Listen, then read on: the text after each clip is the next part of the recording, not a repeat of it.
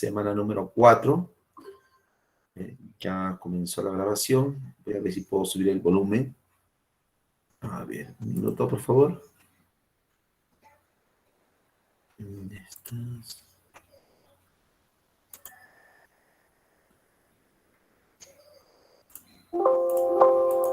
Bien.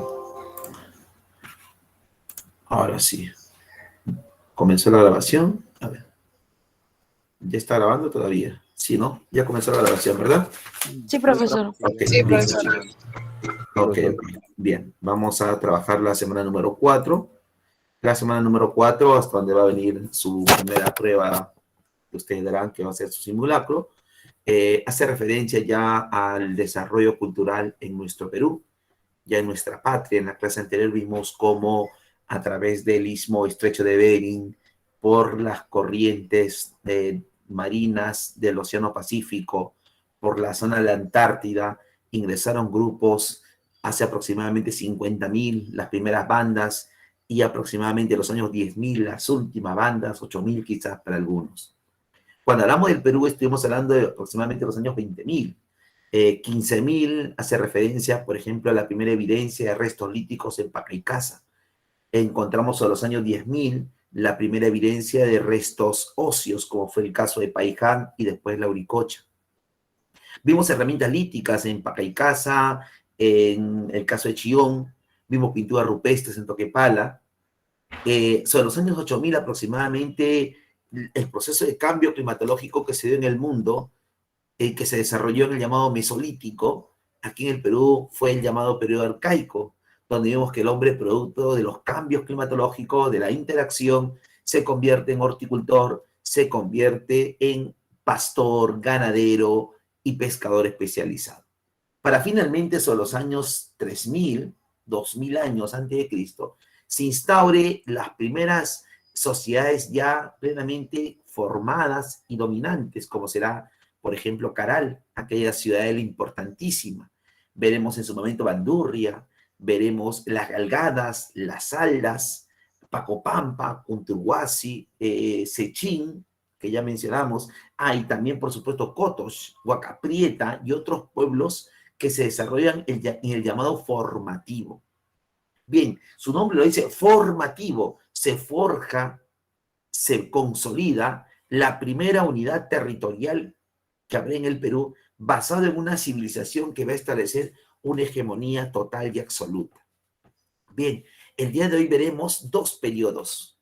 John Rowe en 1962 estableció una clasificación en el Perú para hablar de culturas preincas en un horizonte y para hablar de culturas preincas en un periodo de los intermedios, para hacer referencia básicamente a la extensión, a la ocupación de espacios geográficos. Cuando se dice horizonte, hacemos referencia a tres culturas que se expandieron por el Perú, como fue inicialmente Chavín, después fueron los Huaris y al final fueron los Incas.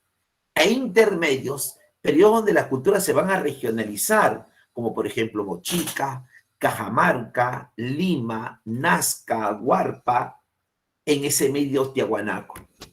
Y en la parte ya del intermedio final, antes de los incas, tendremos a los chimúes, a los chancas, a los huancas, a los lupanas, tendremos a chachapoyas y otros pueblos que también serán parte de este periodo, que aproximadamente tiene una duración de 4.000 años, 3.500 posiblemente, porque sobre los años ya 1.500 antes de Cristo tenemos un pueblo que se forja y domina, como será el caso de Chavín, y hasta 1432, cuando nuestra cultura incaica, andina, prehispánica, precolombina, preinca, va a estar prácticamente a merced de un imperio, ¿no? 1432, que sintetiza por última vez, y para 1532 ese imperio caerá en manos de los españoles para iniciar ya una etapa de la dependencia cultural. Bueno, en estos casi 3.000 años, Perú tuvo un alto crecimiento, o mejor dicho, un alto desarrollo cultural. Vamos a ser uno de los centros y epicentros de la civilización en América. Esa es la importancia de nuestro país. Bien, también vas a encontrar quizás en alguna vez, en algún momento, una pregunta en uno de los exámenes de admisión respecto al origen de la cultura peruana. Y aquí nace nuevamente un debate. ¿La cultura peruana es propia? ¿Es una cultura que se aprendió? ¿Es una cultura que sintetiza el aporte de pueblos anteriores? Mientras hablemos de cultura, por ejemplo, hablaremos de Julio César Tello. Tello sostiene que la cultura es peruana, netamente autónoma, de origen amazónico. Mientras que Max Zule, el alemán que vino a inicio del siglo XX, sostiene que la cultura peruana tiene un origen foráneo, quizás mayas, los aztecas, los olmecas, o sea, la zona centroamericana, y tendremos acá un Mandoy hablando de una cultura matriz de la costa, mejor dicho, una cultura matriz de América, como fue la cultura Valdivia en el actual Ecuador, o veremos el planteamiento en su momento de Lumbreras, quien señala que Guari es el primer imperio, pero quien también señala que la cultura peruana no es otra cosa que un fruto de elementos externos con elementos internos que se confluyen y que los pueblos, después de esta mezcla, este aprendizaje de dos orientaciones diferentes, logran desarrollar algo que es netamente autónomo, como se va a plantear en su momento cuando se hable de estas culturas. Entonces, por lo tanto, veremos aquellas culturas que son importantísimas, trascendentales, veremos 2 por cada uno de los periodos. Bien, hasta aquí me confirma si está llegando correctamente, ya para comenzar con nuestra primera cultura. ¿Me confirman, chicos? ¿Está llegando correctamente? ¿Se está viendo la pantalla? Sí, profe. Sí, profesor, sí, está Sí, bien. profesor, está bien. Gracias, gracias. Bien, entonces ya se debate sobre el origen de la cultura peruana. Y aquí es donde encontramos justamente a un peruano, a Julio César Tello, un estudiante de medicina que se vio atraído por la arqueología. Acuérdense que Tello tendrá pues esa formación médica. Después de haber logrado el bachillerato en San Marcos, se va a Harvard a estudiar arqueología y tendrá quizás como compañero al famoso Alex Hedican. Él, por ejemplo, sostiene que la cultura peruana es netamente autónoma. Por eso que con él se inicia el primer horizonte, para hacer referencia, y lo vemos aquí en el mapa claramente, que este desarrollo cultural se inició entre los ríos Mosna y Huachenza, en la cordillera de los Andes, pero que a partir de este punto de encuentro, de paso obligatorio, donde residía castas sacerdotales, tecnólogos agrícolas, se expandió la cultura y ocupó territorios, por ejemplo, de Lambayeque, en su momento de la Libertad, de Cajamarca, de Ancash, de Cerro de Pasco, de Huánuco, de Junín, de Ayacucho, de Ica, ¿no? Y por supuesto también aquí una influencia en Lima. Por lo tanto, estamos ante una cultura que no solamente centraliza el poder, consolida la clase social dominante, la primera que son los sacerdotes, sino tiene un área de influencia. Por eso que no nos va a sorprender que encontraremos, por ejemplo, al famoso Huiracocha, o Viracocha llamado por otros pueblos, como el dios que inicia lo que es el culto religioso en nuestro país. Este famoso dios de los báculos, dios de las balas. Bien, Julio César Tello, pregunta hace algunos años en emisión, es el padre de la arqueología peruana. Él sostiene que Chavín es la primera confluencia cultural.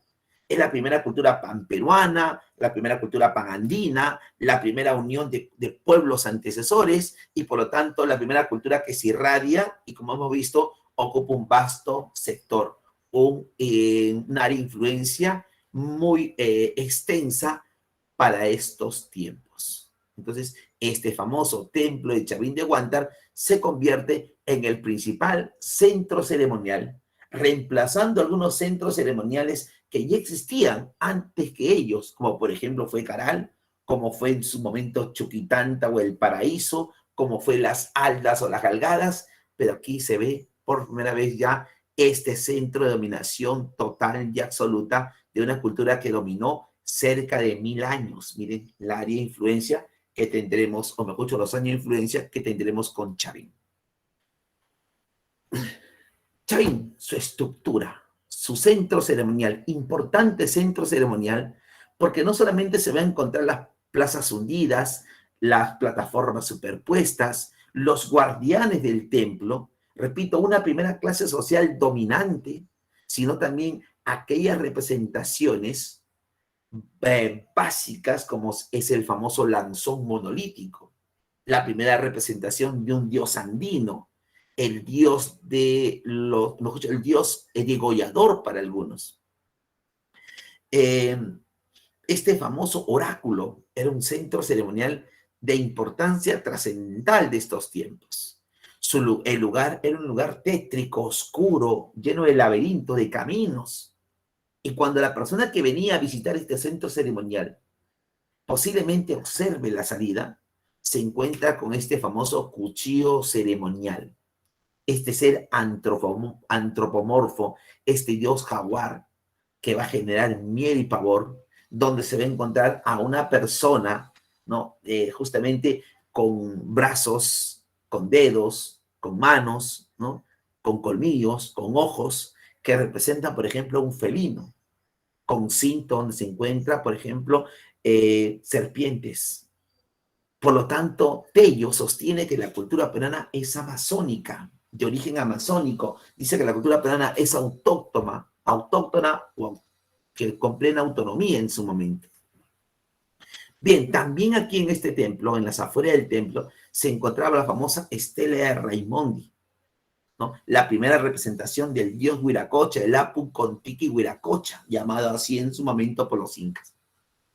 Como es un estado teocrático, dominante, sacerdotal, este lugar solamente era un centro de control político y religioso, pero no era lugar de residencia. Alrededor del templo estaban quizás las pocas residencias para estos sacerdotes o tecnólogos agrícolas que podían predecir los cambios climatológicos, los ciclos agrícolas. Por eso era importante saber y conocer lo que iban a decir, entre comillas, estos dioses. Su cerámica, aquí comienza este elemento importantísimo para poder diferenciar periodos. En el mundo, quizás era la escritura. Escritura antes, después historia. En el caso de nuestro país, como éramos una sociedad ágrafa sin escritura, la elaboración de la cerámica, el surgimiento de la cerámica, implica hablar de sociedades precerámicas, como lo llamarán en su momento los primeros cronistas españoles.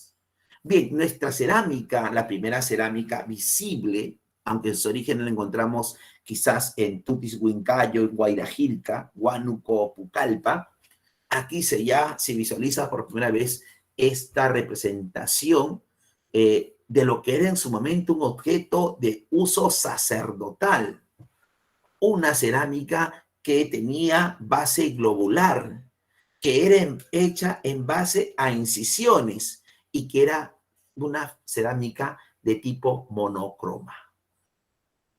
Por lo tanto, solamente era un elemento importante para esas ceremonias mágico-religiosas que se daba o lo hacían aquí los sacerdotes de esta cultura.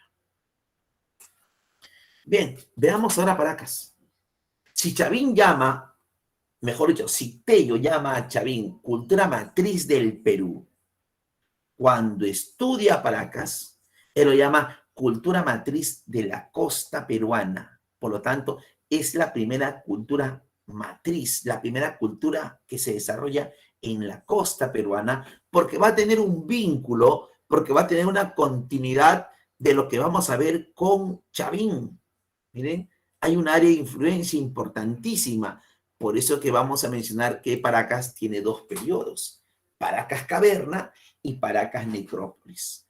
Paracas Caverna, que es el periodo en el cual hay influencia de Chavín, y Paracas Necrópolis es porque ahí hay una plena autonomía, el surgimiento de una sociedad guerrera. Por eso que una pregunta que quizás confundió a algunos en uno de los exámenes. Cuando hablamos de Chavín, estamos hablando de un estado teocrático, es el horizonte. Pero ese fin del horizonte coincide con la primera parte de Paracas Caverna, pero con Paracas Necrópolis se apertura el siguiente periodo, que es el intermedio temprano. Y una de las características que tiene el intermedio temprano, donde está Moche, Nazca, Lima, Cajamarca, Recuay, Huarpa y otras culturas, es que ahí comienza a surgir una clase social que va a compartir el poder con lo religioso. O sea, aparece la sociedad guerrera o militarista. Y uno de los antecedentes o el origen de ese estado que reemplaza a Chavín lo encontramos en Paracas, pero en la segunda parte, cuando ya Chavín dejó de tener esa área de influencia, esa importancia que tuvo en su momento. Entonces, Paracas es como una cultura engranaje, ¿no? Como que una bisagra, abre mejor dicho, pone punto final a un periodo y da inicio al siguiente periodo que veremos en unos minutos. Paracas es lluvia de arena, ¿no? Es de origen y de lengua cauque, una lengua o un dialecto más que lengua que se sigue utilizando en las alturas, ¿no? De Pisco a las alturas nos conduce por Cañete, por esa zona, a la zona de Yauyos. Hacía referencia a la deformación, hombre de frente ancha, lluvia de arena por el fenómeno climatológico que es muy reiterativo en estos lugares aquí en lo que es el actual departamento de Ica. Bien, decíamos que Paracas tiene dos periodos. Bueno, el primer periodo es Paracas caverna, un periodo en la cual, y ahí está, sobre los años 700, cuando Chavín todavía está en una etapa de dominación, surge esta primera parte histórica de Paracas. En este primer periodo de Paracas, por ejemplo, los entierros se hacen de forma profunda, en esas fosas, ¿no? En esa zona amplia y profunda, aproximadamente 8 metros, justamente una forma de caverna, una forma de copa invertida para algunos, otras tumbas tendrán forma de bota, pero lo que se quiere es colocar a la víctima en lo más profundo. Ojo, ¿por qué lo profundo? Porque para el mundo andino es el Ucu, Ucu Pacha, el Ucu Pacha es el mundo de los muertos. Pero nuevamente aquí no estamos diferenciados de lo que ocurre en el mundo.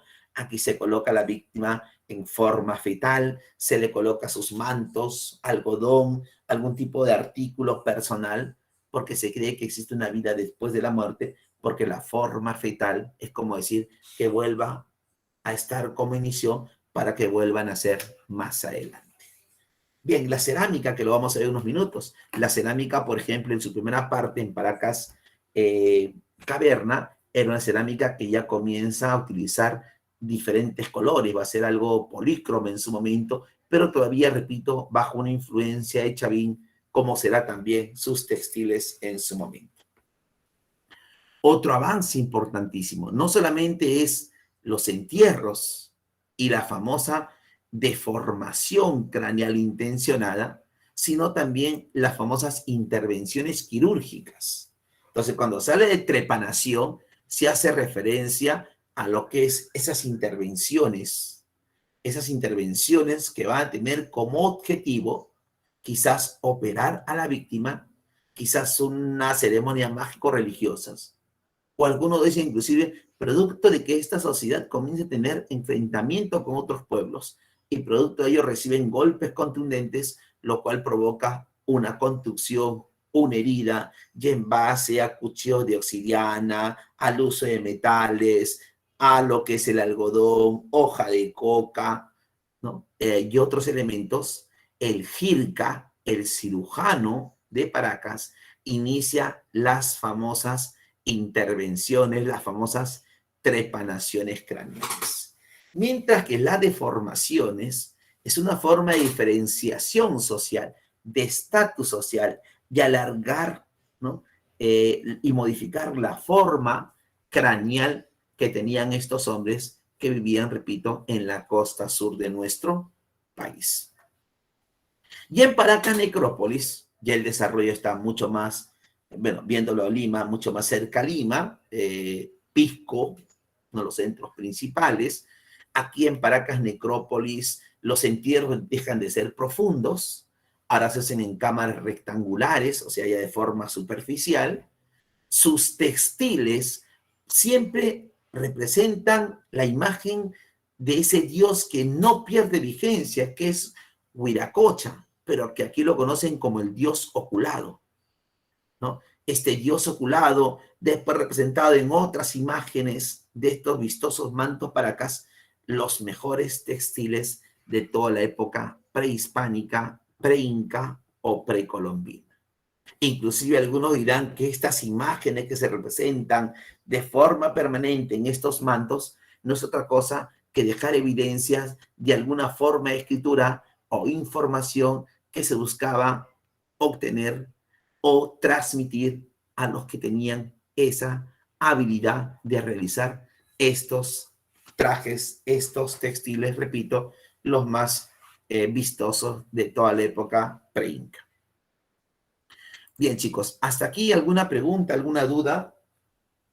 Vamos a pasar a la siguiente etapa. Profe. ¿Sí? Entonces, en resumen, Chavín, cultura matriz, primer horizonte, y cuando ese horizonte está finalizando, encontramos como engranaje a Paracas. Paracas caverna, influenciado por Chavín, y Paracas necrópolis, autonomía. Bien, esa autonomía se va a ver reflejado aquí con Moche. ¿Ya? Está en la separata, separado, creo que no está separado, pero lo puedes poner ahí encima de Moche, ponle primer intermedio. ¿Ya? Entonces, Paracas, mejor dicho, Chavín es primer horizonte y este es el primer intermedio, intermedio temprano, lo encontrarás en algún texto como grandes maestros artesanos o lo encontrarás como desarrollo regional temprano. ¿Ya? Miren esos nombres, ¿no? Desarrollo regional temprano, porque aquí se regionaliza. Encontrarás como grandes maestros artesanos, porque aquí vas a encontrar la mejor cerámica de toda la época prehispánica, alfareros. Es el periodo en el cual los estados se convierten en estados teocráticos militaristas. Pregunta reiterativa 2 o 3 veces en los exámenes de admisión. ¿Qué clase social domina en este horizonte? Mejor dicho, no, en este intermedio temprano. Los sacerdotes y los guerreros. Porque hay que encontrar la secuencia. Profesor, ¿por qué dominó Chavín? Chavín dominó por una casta sacerdotal que tenía un pleno conocimiento de la naturaleza, predicción, lluvias, conocimientos agrícolas. Por lo tanto, te tenías que ver obligado a ir a ese lugar. Pero ya con el surgimiento, a partir del intermedio temprano, de pueblos que se establecen en lugares donde hay abundante agua. Miren aquí, vamos a encontrar abundante agua. De estos famosos ríos cortos.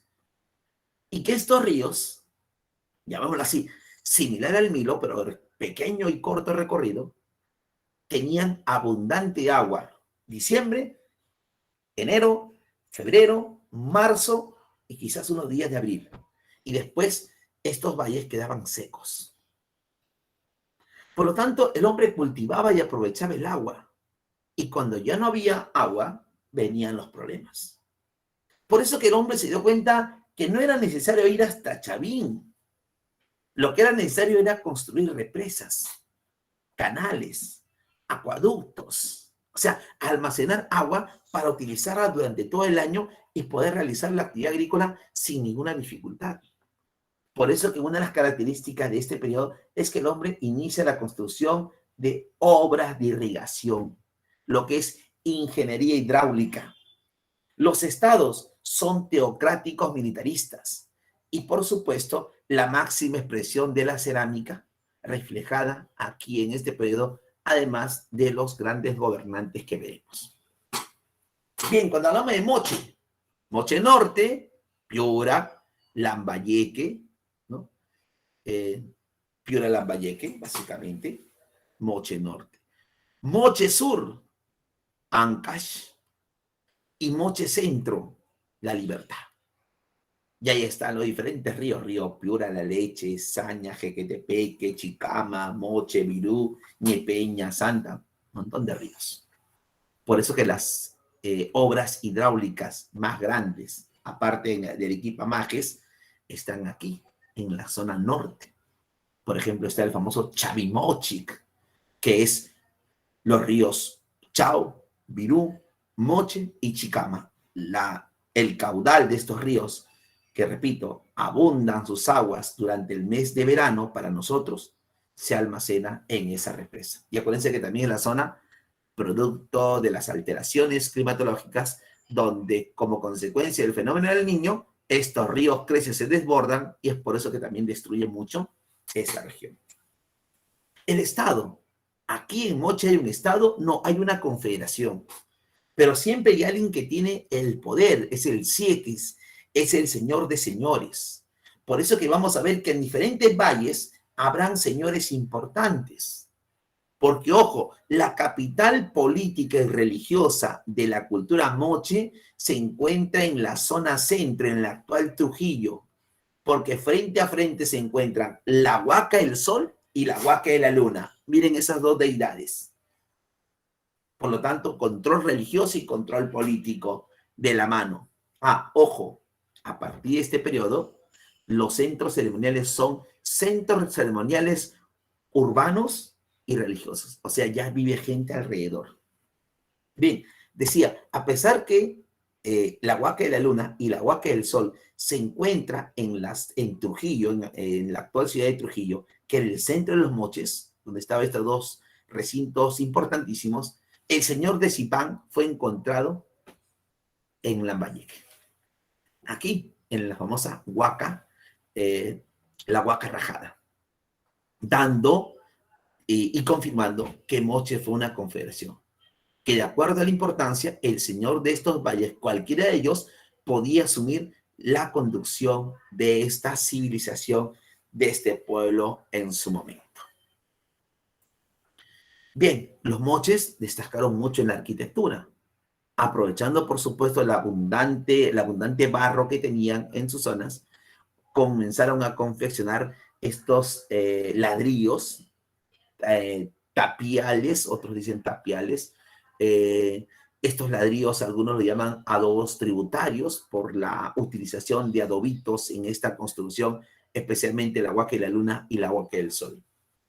Si los caldeos asirios, los persas, dejaban su alto relieve, ¿no?, y representaban a sus gobernantes en las afueras de sus palacios, ellos en las partes internas hacían sus famosos murales. ¿Dónde se encuentra la evidencia de que esta sociedad era una sociedad ya no solamente que conquistaba, sino que dominaba? Justamente en estas representaciones. La danza de los prisioneros, la rebelión de los artefactos, muestran a un señor de mayor rango llevando amarrado, atado a muchos de estos hombres o cogidos de la mano como una muestra de sometimiento al señor de señores. Dentro de estas huacas, por supuesto, vamos a encontrar al famoso Ayam Paek, al famoso degollador. Este degollador, no está por aquí la imagen del degollador, no es otra cosa que el famoso Huiracocha, que también estará en estos lugares importantes y trascendentales, y veremos quizás en algún momento, y si no lo vemos, ya lo tomamos como punto inicial, la presencia del famoso gobernante, el señor de Zipán, ¿no? Aquel descubrimiento que va a maravillar al mundo a partir de 1987, Walter Alba, en la Huaca del Brujo, encuentra la figura, el entierro de este gobernante, y de ahí la importancia que tendrá por los objetos personales y de alimentos que se encontrarán en su tumba, y que da una idea de lo que se pensaba antiguamente de lo que era la vida. La cerámica, mencionábamos, la cerámica es el periodo de la mejor cerámica en toda la época prehispánica o preinca. Una cerámica que utilice el molde, por ejemplo, una cerámica bícroma, el uso de dos colores, rojo ocre, rojo blanco para algunos, ¿no? Dos colores destaca. Por supuesto que es una cerámica escultórica, pictográfica, donde encontraremos hombres antropomorfos, animales zoomorfos, plantas, la parte mitológica, la parte de lo que es la reproducción, la sexualidad. Acuérdense que hace algunos meses todo un escándalo de los moches, ¿no?, por esta representación de su cerámica con un objeto de fertilidad, pero que le damos hoy en día quizás un sentido distinto. No he puesto aquí, por supuesto, porque un poco quizás le llame a unos o le afecten a algunos, Por ejemplo, hay huacos eróticos, ¿no? Donde se ve el coito, el alumbramiento, algún tipo de intervención quirúrgica, porque ello estaba ligado básicamente al dominio mágico religioso. O sea, ellos quisieron representar en su cerámica todo lo que vivían como una forma de dejar un diario, una escritura, quizás una forma de mostrar sus costumbres cotidianas. Por eso destaca sus guacos retratos, estados emocionales, sus animales que ellos capturaban, los caballitos de totora, animales que ellos tenían y que los consideraban en algunos casos quizás sagrados. Pero también en esta cerámica se estudió la representación de una imagen que era reiterativo, con ciertas figuras iconográficas o quizás de información. Por eso que se plantea en su momento una posible escritura llamada payariforme, porque el payar es ese elemento que debe estar presente siempre en el pintado de este objeto, de esta alfarería que es cerámica, que fue de una de las mejores en toda la época prehispánica o preinca. Mencionábamos que los moches destacan en lo que es la ingeniería hidráulica, la escasez del agua fue una motivación para que construyan canales, canalizar las aguas, construir represas, hacer acueductos, hacer trasvases, como se hace en la actualidad, por ejemplo, para Lima, si no nosotros nos moriríamos de este líquido de elemento. Felizmente al otro lado de la cordillera tenemos agua todo el año y en abundancia, a diferencia de nuestro lado occidental, donde carecemos de este líquido elemento. Destacaron en la metalurgia, laminado, repujado, soldadura, será parte de las técnicas, brazaletes, pectorales, narigueras, orejeras, muchos de estos objetos presentes en la tumba del señor de Zipán como una muestra que inclusive ya combinaban los metales, ¿no? Que eso es una técnica que se va a continuar y que inclusive los incas lo van a continuar. Y por supuesto tendremos más adelante a los chimúes, que prácticamente son los hijos de los moches, que desarrollarán y lograrán la máxima expresión de la metalurgia en el Perú. Otros lugares importantes de este intermedio temprano se desarrolla en Ica. Profesor, pero Ica es casi un desierto, igual que el norte. Sí, pero así es la naturaleza. Aquí la presencia de un solo río, con algunos ramales que vienen de las zonas altas de Ayacucho, de Huancavelica, ¿no? Que son los dos departamentos que coinciden con Ica, y sí donde estas tierras productivas. Como lo voy a decir, serán zonas desérticas, pero en la actualidad, profesor, la agricultura de agroexportación, Ica. La agricultura de agroexportación, el norte. Justamente el norte del país y el sur del Perú, las dos zonas, son estas dos zonas de mayor desarrollo agroindustrial. O sea, donde sale la páprica, el espárrago, la alcachofa, las paltas, todos los productos que hoy en día vendemos y exportamos al mundo. Bien, Nazca, junto con Mochica, fueron estudiados por Max Zule. ¿Quién es Max Zule? Max Zule es el pionero de los trabajos arqueológicos en el Perú. Fue el primero en hacer este tipo de trabajo, ya con una orientación mucho más científica, porque habían quizás anteriores arqueólogos que hicieron trabajo, pero iban a hacer un trabajo mucho más importante. Por eso que en su momento vamos a ver que Max Zule propone que en el Perú Protonazca y Protochimú sean estas primeras culturas. Un minuto que tengo que contestar urgente, chicos.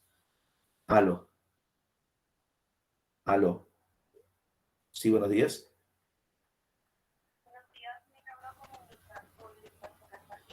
Sí, sí, con él habla.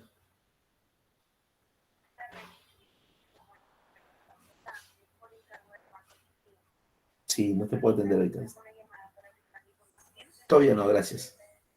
Bien, chicos, disculpen la interrupción. Lo que pasa es que falleció un familiar y, bueno, pensé que era mi hermana. Bien, continuamos, chicos. Entonces, Nazca mejor dicho, la cultura Nazca se desarrolla en el departamento de Ica. Había escasez, sí, pero hemos visto cómo el hombre, de alguna forma, esa carencia de agua esa dificultad la convierte en una oportunidad. Por eso a veces nuestro Perú es un lugar muy importante, donde no tenemos quizás todo lo que pudiéramos extrañar cuando lo vamos a otros lugares quizás. Bien, en esta zona se construye una de las primeras ciudades más grandes del Perú. Para algunos la primera ciudad del Perú, que es Cahuachi, que es la capital de los hombres de Nazca. Y como había carencia de agua, porque solamente teníamos 2 ríos prácticamente que llegan a esta zona, se buscó el agua en el subsuelo. Las famosas galerías filtrantes o los ojos. Entonces, gracias a la ubicación de agua subterránea y la canalización por la parte interna, permitió que esta frontera agrícola se ampliara, por supuesto, consiguiendo un gran desarrollo en lo que es la agricultura. Miren los famosos ojos de agua. Entonces, lo que hacían era extraer, conectar cada pozo para poder de ahí llevarla a los lugares donde se necesitaba este desarrollo agrícola. Y por supuesto visualizaron el espacio para conocer las constelaciones, para conocer los equinoccios, los solsticios, y en base a la ubicación de estas constelaciones, de algunas estrellas, van a poder establecer los momentos en donde habrá agua y donde habrá quizás periodos de sequía, y para eso se preparan. Por eso que destacaron en la construcción de obras de ingeniería hidráulica, ¿no?, gracias a estos acueductos. Dibujaron figuras en las pampas de Nazca para poder calcular el tiempo y posiblemente las estaciones. Por eso que vamos a encontrar primero a Toribio Mejía Céspedes, que en 1927 dijo que estas líneas eran seques o caminos ceremoniales. 1947, Paul Kossoff, que habla de un calendario astronómico, y que María Rey, su sucesora, su guía, su acompañante, se queda en el Perú. Y María Rey dice, estamos ante la presencia de un calendario agrícola, sí, astronómico, pero con un sentido agrícola. En resumen, aparentemente estas líneas sirvieron, repito, para hacer cálculos respecto a los cambios climatológicos y se pueda continuar con el desarrollo agrícola, que al final es el objetivo principal que tenían estos pueblos del mundo antiguo. Su cerámica, la mejor cerámica pictográfica de todos los tiempos, es la más colorida del mundo prehispánico. Una elaboración de esta cerámica tenía como objetivo su uso sacerdotal, religioso, pero también quizás en mostrar el progreso de este pueblo. Se habla, por ejemplo, en la cerámica de Nazca de lo que es el horror al vacío. Si tú visualizas, la cerámica de los nazcas no tiene ningún espacio en blanco. Ha sido pintada completamente. Y por supuesto representada por animales de la región, de la zona, animales marinos, ¿no? Y por supuesto aquellos personajes que están en el desierto, como son los pequeños zorrillos. También esta cerámica no solamente es el horror al vacío, por el nulo espacio en blanco, sino también porque fue, repito, la más colorida, la que utilizó entre 11 a 16 colores, y que nunca utilizó ni el azul ni el verde, por respeto al dios del mar, al dios Con. Miren, ya tenemos Huiracocha, ya tenemos Con. En la zona del altiplano tendremos el Titi o Tiki, que es la laguna, y en la zona andina tendremos al Apu. Por eso que los incas llamarán el Apu con Tiki Huiracocha. Apu Con. ¿Ah? Este es el famoso, ya 2 dioses que acabamos de ver en estos periodos. Bien, estas culturas regionales terminaron cuando comienza a surgir el intento nuevamente de una unificación cultural. Y nuevamente aquí se produce lo siguiente. Así como Paracas lo veíamos en un periodo anterior y en los inicios de un siguiente periodo, como engranaje, casi la misma figura lo cumple Tiahuanaco. Tiahuanaco estará en la parte final del intermedio temprano y estará en los inicios del horizonte medio. Y estará en una zona muy importante para después la sociedad incaica, que es la zona del altiplano, ocupando en la actualidad Perú, Bolivia y el norte de Chile, que por supuesto era el Perú. Los que conocen la zona de la meseta del Collao, el altiplano, donde está actualmente el lago Titicaca, saben que el clima es adverso, durísimo. En el día puede ser un intenso calor, ¿no? Que quema, que raspa, que lastima la piel. Y en la noche puede ser un intenso frío y unas grandes heladas, lo cual hace que el cultivo sufra mucho estos cambios climatológicos y por lo tanto cualquier cambio drástico hace que el hombre pierda estos cultivos realizados.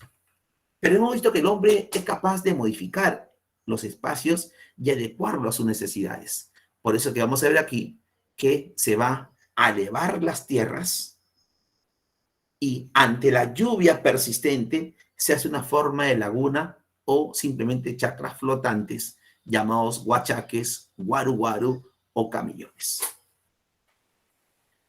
Lo que hicieron es, como en su zona había pocas posibilidades de realizar agricultura, era buscar otros espacios diferentes donde conseguir alimentos y que estos espacios no estén ocupados por otras culturas. Por eso se habla del control vertical de pisos ecológicos o el archipiélago humano, que era controlar, colonizar.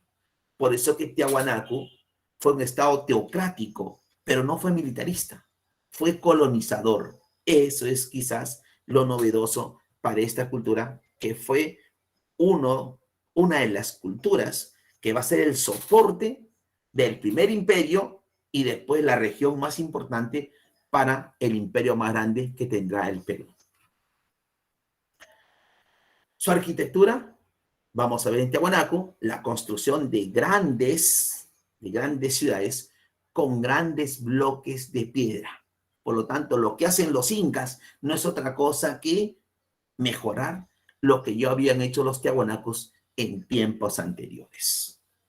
Por supuesto, el Palacio de Calasasaya se convierte en el centro arqueológico más importante porque ahí también se encuentra la famosa Portada del Sol, donde está presente la imagen del famoso dios Huiracocha. Miren a Huiracocha en este Palacio de Calasasaya, que hoy está pasando el Perú, pasando Desaguadero, antes de llegar a La Paz, justamente en la parte central de esa ruta conocida por la gente del sur, ahí se encuentra este Palacio de Calasasaya.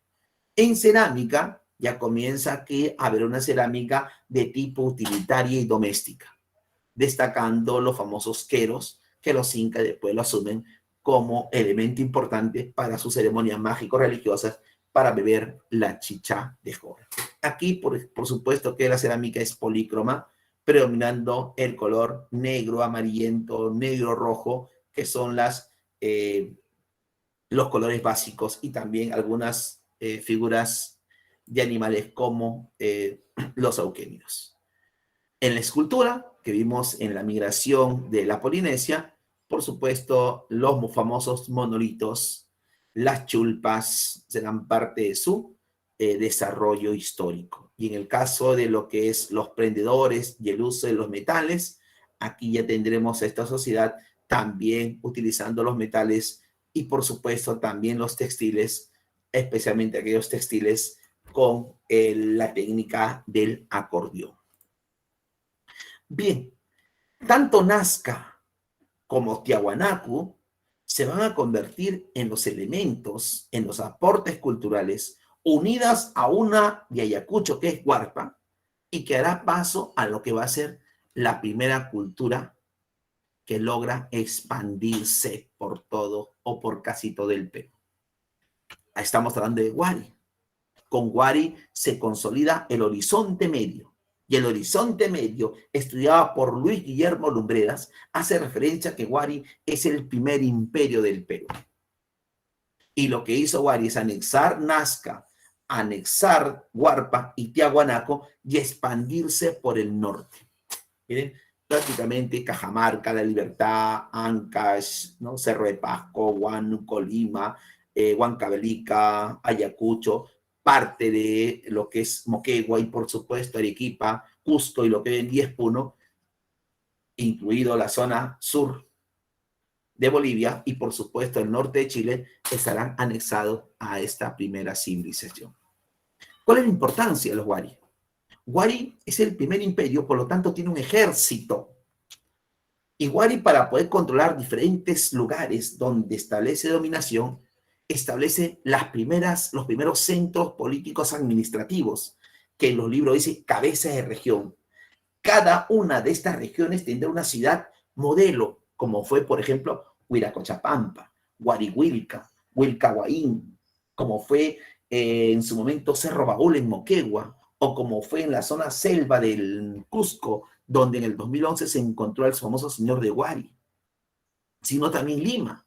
Por ejemplo, estamos cerca a un lugar de los Huari, que es Pachacamac o Pachacamac, era un centro de control político administrativo en la costa sur del Perú, o en la costa sur, tomando como referencia Lima, porque en la zona centro, cerca al centro de Lima, el río Rima, ahí también había un centro político administrativo que era, por ejemplo, Cajamarquilla. También los caminos imperiales, el quechua, el principio de que el Estado concentra la producción, lo que es propiedad estatal, el principio de la redistribución, la construcción de andenes, todo esto ya lo tenemos con los Wari. La cerámica es de uso doméstico. Y aquí, como es un imperio, la cerámica comienza a tener un uso ya totalitario y doméstico. Por eso que sus grandes jarrones van a ser utilizados para almacenar productos, para prever posibles necesidades. Y en esa cerámica Wari, no solamente está la cabeza de los pumas al lado, sino también la presencia de Huiracocha, que aquí se le conoce como el dios visco, como el dios que simboliza la cuarta creciente y la cuarta menguante, dos fases de la luna. Igual, continuaron con un riguroso sistema de ampliar cada vez la frontera agrícola. Miren, aprenden en su momento de los tiahuanacos. La escultura, ya sé que serían unos monolitos, pero ya diferentes y distintos. Sus grandes caminos. Por eso que en Pachacama vemos este tipo de caminos que nos indican a la zona centro, a la zona norte, a la zona sur. Ellos fueron los que iniciaron la construcción del Capac Ñan en los caminos imperiales. Bien, en la parte ya final, Wari se desintegra, producto de conflictos internos, quizás producto de un gran fenómeno en el Niño, sus contradicciones y la lucha de los pueblos por independizarse. Pero acuérdense que en el Perú somos una unidad de nación, no somos una sola nación, somos muchas naciones, algunas dominan y otras quieren desprenderse en su momento. Bien, finalizó por estos conflictos Wari y comenzó a regionalizarse nuevamente la cultura en el Perú, teniendo a Chimú en este intermedio tardío, los famosos reinos y señoríos o los desarrollos regionales tardíos, porque nuevamente se va a regionalizar. Aunque con Chimú se rompe un poco el esquema, porque una cosa es hablar, por ejemplo, de Chachapoyas, cerca de Cajamarca, o hablar de los Huancas en la zona centro del país, o hablar de los Chancas, por ejemplo, en Apurímac, ¿no? O hablar de Chancay, por ejemplo, al norte de nuestra ciudad. El único caso diferente va a ser el caso de Chimú, porque es una cultura que se expande, es expansiva, ¿no? Militarista expansiva. De ahí sus famosas ciudades fortalezas, aunque teniendo como capital Changchang, la ciudad de barro más grande del mundo. Su arquitectura, ¿ya?, está ligada justamente a esta ciudad importante, una ciudad de barro, donde están las famosas figuras de alto relieve, ¿no? Quizás una de las ciudades más grandes del mundo, que en su momento de esplendor pudo haber tenido hasta 100.000 habitantes, o sea, un gran estadio como conocemos hoy en día. Su cerámica era básicamente una cerámica monocroma, polícroma en algunos casos. ¿Destacaron en qué los chimúes? Bueno, los chimúes destacaron en la metalurgia. Son los grandes maestros metalúrgicos de la época prehispánica, preinca, precolombina. Por supuesto que fueron de grandes maestros porque tuvieron a los moches. a los Icán, a Lambayeque, donde esté el Tumi, que antiguamente cuando veíamos Tumi, que es el dios Huiracocha, automáticamente lo vinculábamos o lo relacionábamos con estos moches o mochicas. También tuvieron su cerámica, utilizaron una técnica agrícola que son los huachaques, que son las chacras hundidas. Miren, si al otro lado elevaban huachaques, ellos llamaban, los hechos y otros elevaban, se llamaba guaruguaru, camellones, y ellos buscaban en el subsuelo. Huachaques, chacras hundidas. También es una sociedad que comercializa, por lo tanto, va a utilizar una forma de moneda, quizás balancitas de cobre o pequeños caracolitos que en un momento se hacía en esta ciudad. Y para terminar, Chincha, la sociedad comercial que se desarrolla al sur del Perú. Si uno estaba en el norte, que era Chimú, al sur estaba Chincha. Miren, no es otra cosa que lo que era en su momento Moche y Nazca, ahora es Chimú y es Chincha. Y hablar de Chincha, por supuesto, es hablar de la cultura que se dedicó y se vinculó mucho al comercio marítimo. O sea, no existe otra sociedad comercial importantísima en el Perú prehispánico que no esté vinculado con este pueblo de Chincha, bueno, en esta parte final. Los Chinchas tuvieron como ciudad capital importante Tambo de Mora, hoy en día el puerto más importante de Chincha. Tuvieron el Cerro Centinela, donde podían vigilar toda la amplitud del valle, y es el camino próximo hacia las zonas altoandinas. Fueron grandes navegantes, por eso los fenicios andinos, comercio nacional e internacional. Podían llegar hasta las Islas Galápagos en el Ecuador y podían llegar hasta Tarapacá. De Tarapacá traían el cobre y del norte, desde las Islas Galápagos, traían la famosa concha de Spondylus y utilizaban las 3 rutas donde se puede comunicar la zona centro y sur del país. Por eso que usted puede ir por Pisco, puede ir por Ica y puede ir por Nazca. Y las 3 nos permiten llegar a casi todos los departamentos de la zona sur del Perú, que será la área de influencia que van a tener los Chinchas.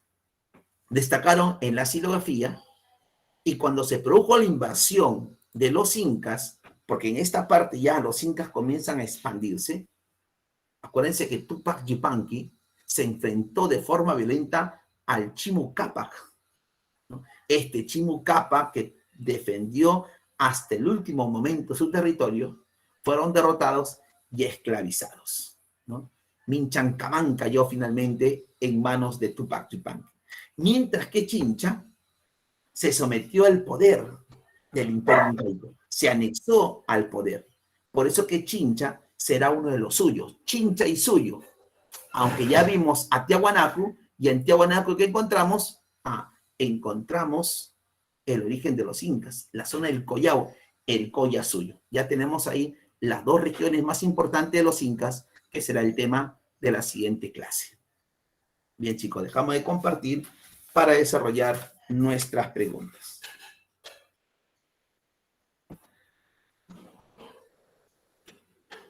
Bien, chicos. La primera pregunta que nos habla del imperio, la respuesta es la D, Guay.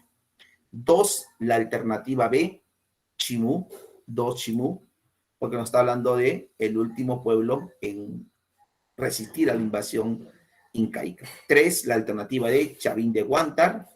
4, la alternativa E, estamos hablando del famoso, de esas 2 culturas que tienen las 2 cerámicas más importantes. 4E. 5A, Tiahuanacu. 6, Paracas Necrópolis y Paracas Caverna, las 2 etapas de Paracas. 7, Julio César Tello, el padre de la arqueología peruana y quien dice que Chavín es la cultura matriz. 8, la alternativa C, el diseño del Cápac Ñan, los caminos imperiales, fue un aporte que hizo la cultura Wari. 9, la alternativa C, los huachaques, la chacra sundía de los chimúes. Y 10, la alternativa C, los huacos retratos, que no es otra cosa que la representación de los gobernantes. Y evaluación lo tienen ustedes, se le va a entregar como material o como solucionario ya a través de la plataforma. Bien, chicos, hasta aquí alguna pregunta, alguna duda, y si no, estamos terminando por el día de hoy, siempre recomendándole el empeño de conocer lo necesario, lo fundamental. La historia nos permite tener esa visión, comprender cómo somos, por qué somos un país multiétnico, multinacional y por qué a veces los problemas no son tan nacionales, sino más que nada regionales. Bien, chicos, un saludo a la distancia, nos vemos en la siguiente clase. Cuídense mucho. Nos vemos, profesor. Hasta luego, profesor.